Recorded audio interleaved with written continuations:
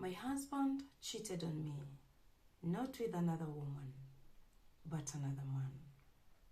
Today's letter was written by Liz, and this is what she wrote. Dear Caro, my name is Liz. I was 10 years into a marriage that to most people looked almost perfect. Our house always smelled of fresh linen and brewed coffee. Our Christmas cards came early and both tagged smiles. Friends said we were the perfect couple. I believed it too, until the night the mirror cracked and I saw the truth staring back. His name is Thomas. We met at a university book club. He was charming, with an understated confidence that drew people in like moth to a porchlight. He was the first man who ever made me feel both safe and seen. So I clung and I loved. I married him on a windy July afternoon in a vineyard just outside Naivasha. For years, we built a life. Quiet, respectable, meticulously curated. But if I'm honest, there were always moments, strange poses in his eyes, a lack of fire in his touch, a silence after intimacy that felt more like detachment than peace. I blamed it on stress, on his long work hours, or even myself. I stopped wearing lipstick. I cooked his favorite meals more often. I shaved my legs even when I didn't feel like it. I tried. God, I tried. But one night, everything changed. It was a Thursday. He was away on a work trip to Mombasa. The house felt empty, colder than usual. I couldn't sleep, so I wandered into his study, a place I rarely ventured. The room was dimly lit by the streetlights seeping through the curtains. I sat in his chair and stared at his books, his laptop, the polished mahogany desk. Everything in place, predictable, too perfect. A sudden chill swept across the room. My eyes landed on a small, rectangular box wedged behind some books on the top shelf. Curious, I pulled it down. It was a sleek black box, velvet lined, almost like a jewelry case, but heavier. Inside were old photos, not the kind you would expect.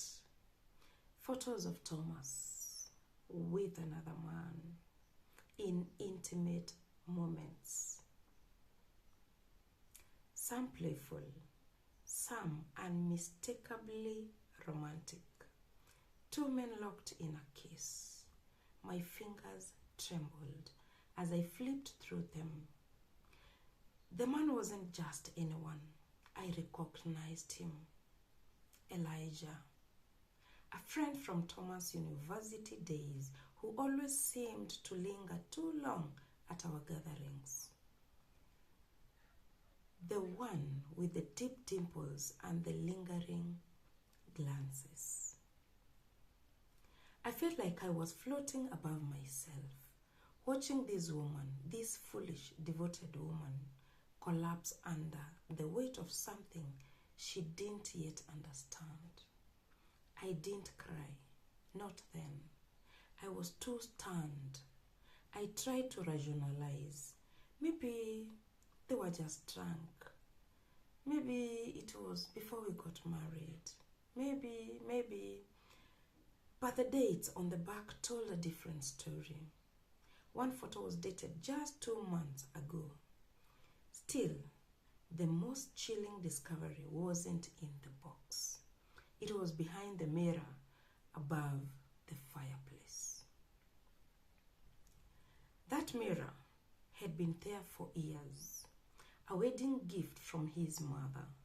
It had a decorative, almost antique frame with a small latch at the bottom. I had never noticed. Absent-mindedly, still holding the box, I reached out and opened it. The mirror creaked forward, revealing a hidden compartment behind it. Inside were letters, handwritten, folded carefully, all addressed to Mr. Elijah. My Elijah. Pages of words, longing, regret, confessions.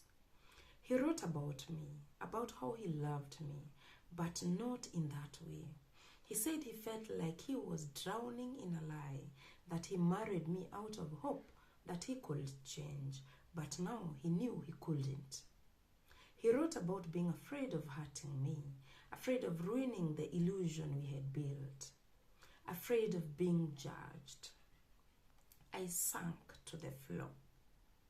It was one thing to suspect, another to know, and a different pain altogether to realize that your entire marriage was built on someone else's silent suffering.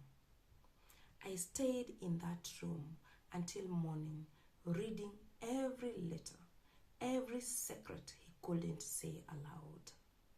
When Thomas returned 3 days later, I was waiting. I didn't scream. I didn't confront him in rage.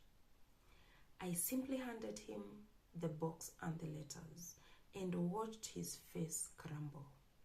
He fell to his knees, not with guilt, but with the weight of years finally breaking through. I never meant to hurt you, he whispered. I know, I said, my voice barely there. But you did. He cried, but I didn't. There was no fight, no denial, just two people mourning the truth that had always lived between them like a ghost. We didn't divorce immediately. We talked.